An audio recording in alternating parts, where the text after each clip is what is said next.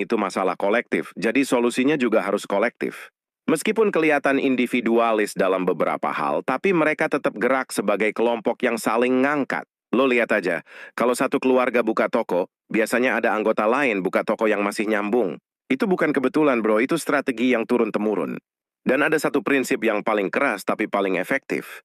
Mereka selalu belajar dari kegagalan tanpa merasa gagal. Buat banyak orang, kalah itu memalukan. Tapi buat mereka, kalah itu data. Kalau usaha bangkrut, mereka cek kenapa. Kalau barang nggak laku, mereka cari pola. Kalau strategi nggak jalan, mereka ganti arah, semua dicatat, semua dipelajarin. Nggak ada drama panjang, nggak ada merasa diganjal dunia. Bahkan kalau jatuh berkali-kali pun, mereka tetap menganggap itu bagian dari lajur menuju stabilitas. Mereka percaya bahwa miskin itu bukan hukuman, tapi titik awal buat nyusun langkah. Makanya metode terbaru orang Cina buat keluar dari kemiskinan sebenarnya bukan trik ajaib, bukan rumus cepat kaya, bukan motivasi murahan, tapi lebih ke sistem hidup yang bisa dibangun siapa aja selama lo mau komit. Mereka nggak nunggu dunia berubah. Mereka yang adaptasi duluan, mereka nggak ngarepin kesempatan.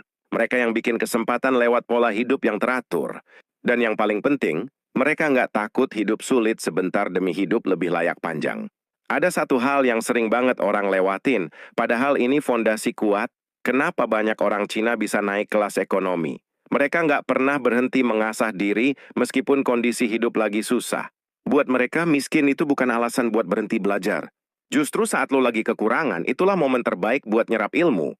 Banyak keluarga Cina yang dari dulu selalu nerapin prinsip sederhana, yaitu otak lo harus selalu lebih kaya daripada dompet lo. Karena kalau otak lo berkembang, dompet tinggal nyusul.